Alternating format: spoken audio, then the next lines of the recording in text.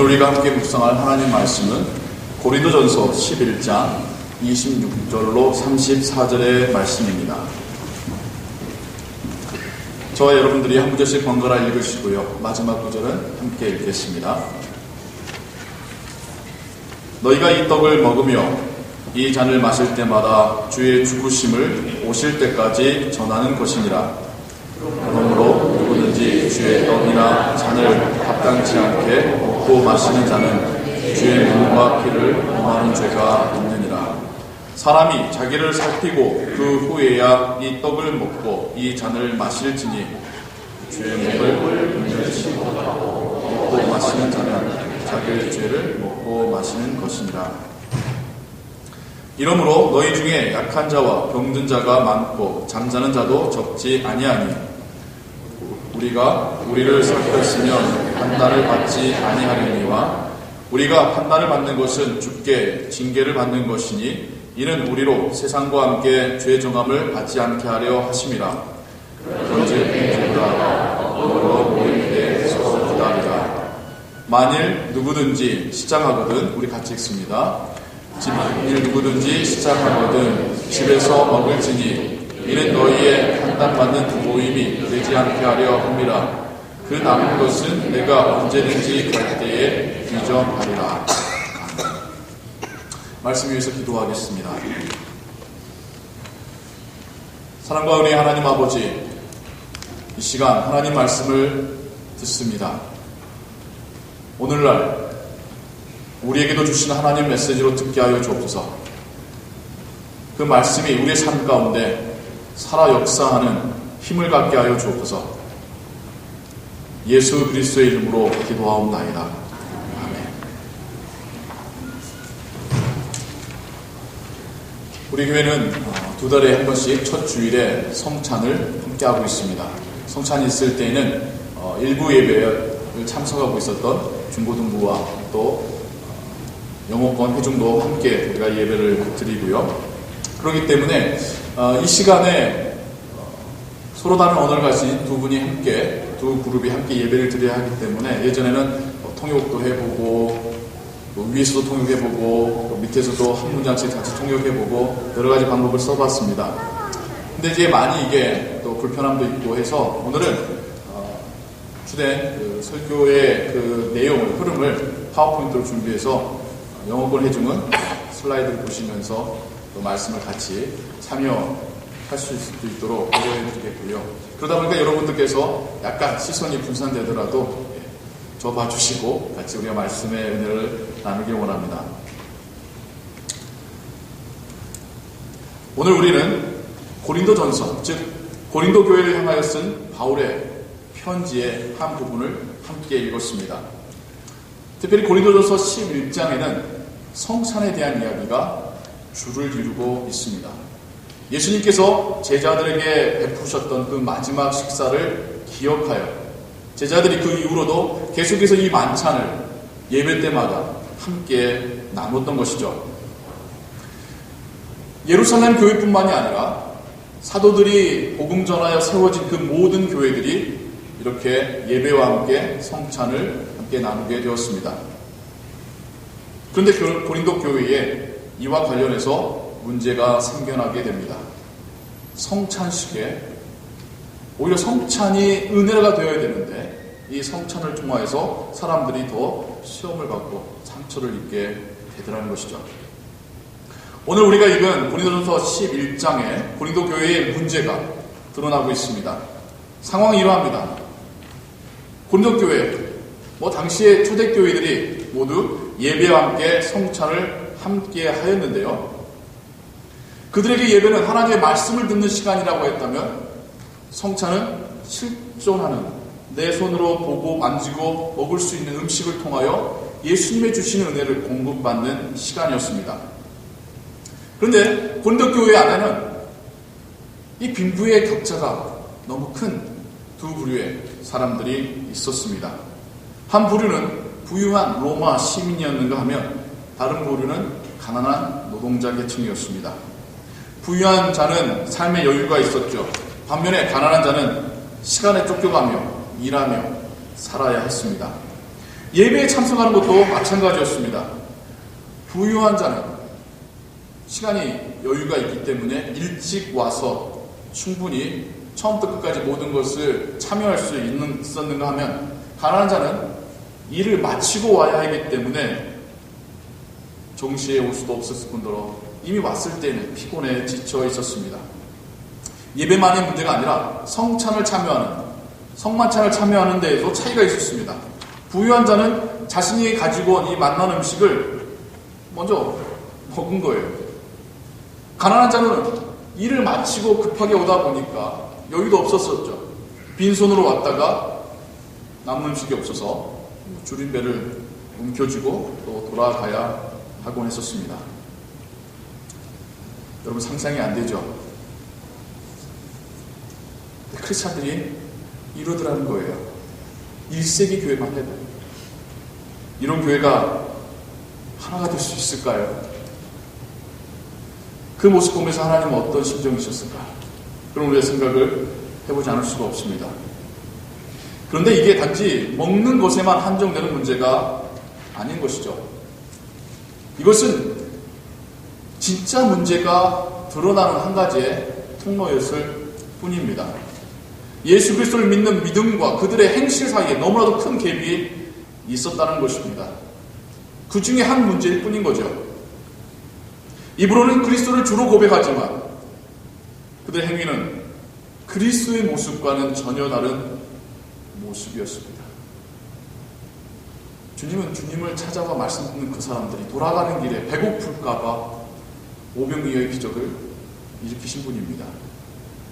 혼인잔치에 참여한 이들이 그 기쁨이 먼저 멈출까봐 포도주를 만들어서 그 기쁨을 연장시키신 분이십니다. 배려하는 것, 섬기는 것, 나누는 것, 이게 예수님의 성품이고 그리스도인들의 원하시는 하나님의 모습이었지만 고린도 교회에서의 문제는 그것이 없었다는 것입니다. 내가 시간 남아서 먼저 오고 내가 가져온 건 내가 먹고 가는데 그게 뭐가 문제야? 글쎄요, 자기들의 행위가 경제 정의에는 부합하는지 모르지만 성경의 정의에는 맞지 않는 모습이었습니다. 오늘날 교회가 갖고 있는 안타까운 모습도 결국 맥락으로는 이와 함께 하는 것이죠. 하나님께서 이 땅에 교회를 세우신 지 2000년의 세월이 넘어가고 있습니다. 그럼에도 불구하고 교회가 이 세상을 아직도 다 바꾸지 못하고 있어요. 교회가 아직 들어가지 못한 지역은 두말할 필요도 없지만 교회가 있는 지역마저도 교회가 그 사회를 바꾸지 못하고 있습니다. 뭐가 문제일까요? 그것은 신자나 비신자나 크게 다를 바 없기 때문이지 않을까요?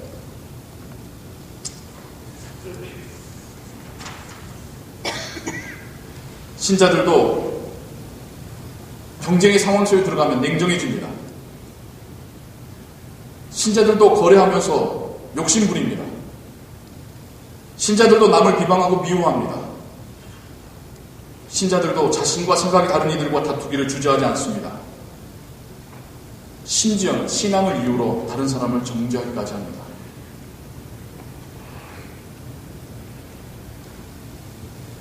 우리는 우리 스스로를 오늘 성경 본문에 나오는 고린도 교인의 자리에 놓고 생각해 보아야 합니다. 우리에게선 이처럼 위선적이며 이기적인 모습은 없었는지 심각하게 고민해 보아야 합니다. 우리로 인하여 상처받고 눈물 흘리는 사람이 없었는지, 줄임배를 움켜쥐고 있는 사람은 없는지 하나님께 물어보아야 합니다. 사도 바울은 고린도 교회의 문제를 드러내는 것에서만 멈추는 것이 아니었습니다. 그들에게 진정한 신앙적인 모습이 무엇인가를 가르치는 데까지 나아가고 있습니다. 우리가 26절을 함께 읽어볼까요?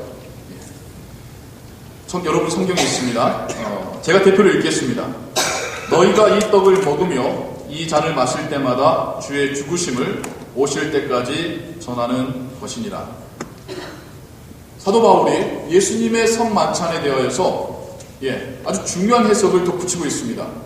우리가 성만찬을 대하는 것은 그 이유가 주가 다시 오실 때까지, 주님께서 다시 오실 때까지 복음 전하기 위해서이다. 우리로 하여금 이 복음을 전할 수 있는 힘을 얻기 위해서다. 내가 그리스도의 제자임을 다시 한번 확인하기 위해서이다. 하나님의 은혜를 계속 공급받기 위해서이다. 이 은혜를 공급받는 이유는 복음 전하기 위해서이다. 이것을 분명하게 이야기하고 있습니다. 성만찬에 참여하는 이는 거기에 참여하는 이 의미를 자신의 삶과 자신의 사명으로 연결시켜야 한다는 것을 이야기하고 있는 것이죠. 오늘 우리도 주의 만찬에 참여할 것입니다. 여러분, 이것을 예식으로만 생각하지 마십시오. 내가 세례받았기 때문에 정기적으로 행하는 이 만찬에 빵 한 조각에 잔 한 잔 난 먹어야 돼. 그게 일종의 출석부에 도장 찍는 거야. 우리 이렇게 생각하지 말자고요. 의미가 있습니다. 이유가 있습니다. 주님께서 이것을 기억하여 기념하라고 하는 이유가 있습니다. 그리고 오늘날 우리에게도 여기에 참여할 때에 하나님께서 주시는 사명과 은혜가 있습니다. 쉽게 먹을 수 있는 떡과 잔으로 생각하지 마시고 그리스도의 희생으로 먹는 떡과 잔으로 우리는 이해해야 합니다. 나에게 손이 달려있고 입이 달려있기 때문에 먹을 수 있는 게 아니라 내가 그리스도의 제자로서 고백했기 때문에 먹을 수 있는 떡과 잔입니다.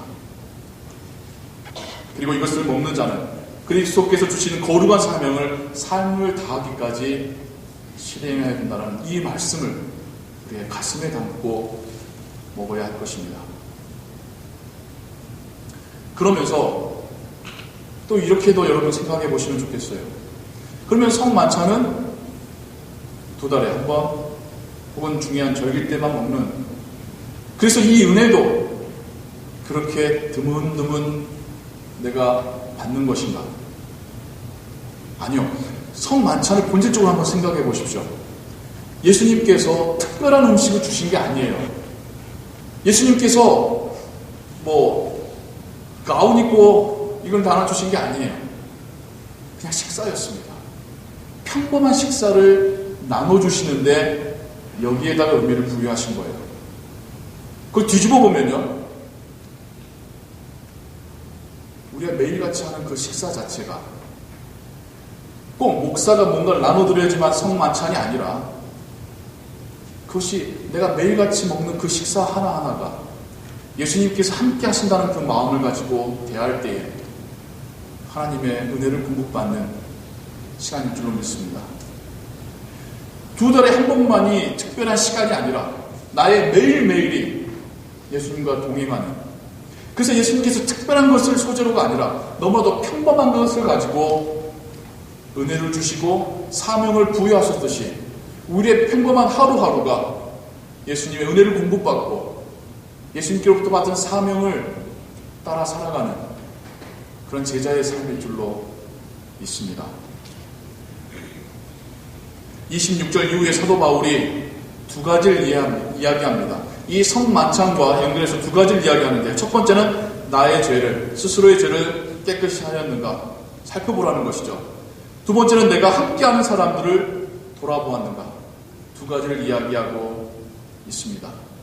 이것이 의미한 바가 뭐겠습니까?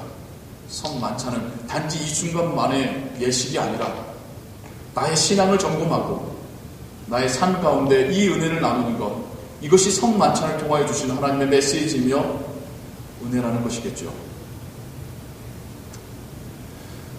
사랑하는 성도님 여러분, 우리는 우리의 삶이 다할 때까지 복음 전하고 그리스도인으로서 살아가는 것입니다. 이 복음 전하는 삶을 위해서 첫째로는 나의 삶을 먼저 돌아봐야 할 것이고요. 둘째로는 우리 주변의 연약한 자를 돌아보아야 할 것입니다. 신앙이라고 하는 것, 신앙생활이라고 하는 것, 단지 성경 공부로만 이해하지 마십시오. 신앙이라는 것 자체는 우리의 회복입니다. 죄로 망가져버린 나의 삶, 죄로 오염되어버린 나의 내면이 회복되어 가는 것이죠. 그래서 하나님께서 원하시는 일상을 살아가는 것, 그 일상 속에서 하나님과 교제하고 이웃과 교제하는 것, 이게 신앙생활의 본질입니다. 특별해지는 것, 뭔가 남달라지는 게 아니라 너무나도 정상적이고 자연적이고 온전해지는 것, 이게 신앙의 의미입니다. 그리고 이것은 또한 성찬의 의미이기도 합니다. 마태복음 22장 39절로 40절에서 예수님께서는 하나님 사랑과 이웃 사랑에 대하여서 율법의 최고 정신은 하나님을 사랑하는 것이고 네 이웃을 네 몸과 같이 사랑하는 것이다 라고 말씀하셨습니다. 이 두 가지를 행하는 것, 이것이 율법을 이루는 것이다 라고 말씀하셨죠. 이것은 성찬과도 그렇게 연결이 되는 것입니다.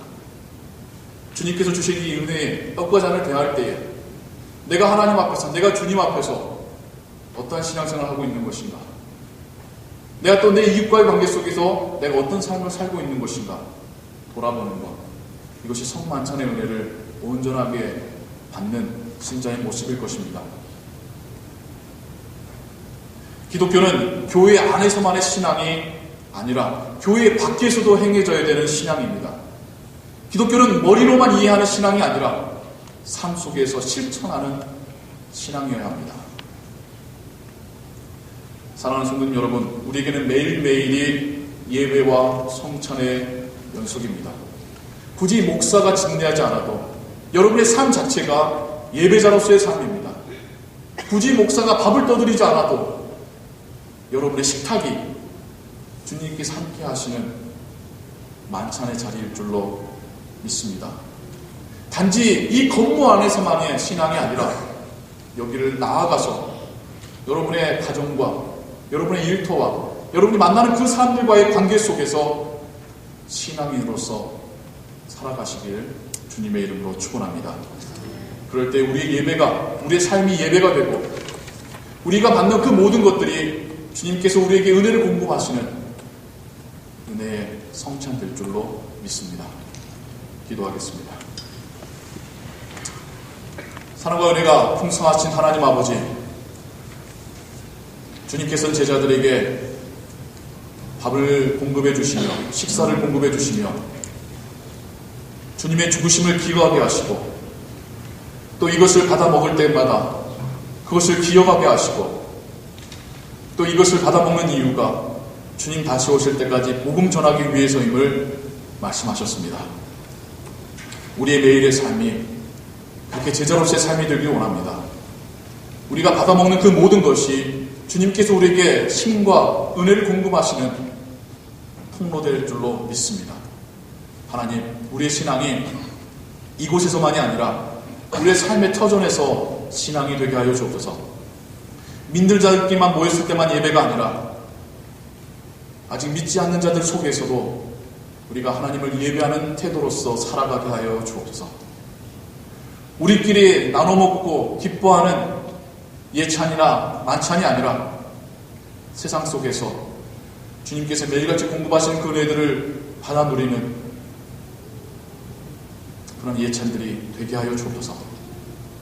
오늘 하나님께서 우리에게 공부하시는 떡과 잔을 전할 때에 우리가 이 메시지를 가슴에 품게 하여 주옵소서.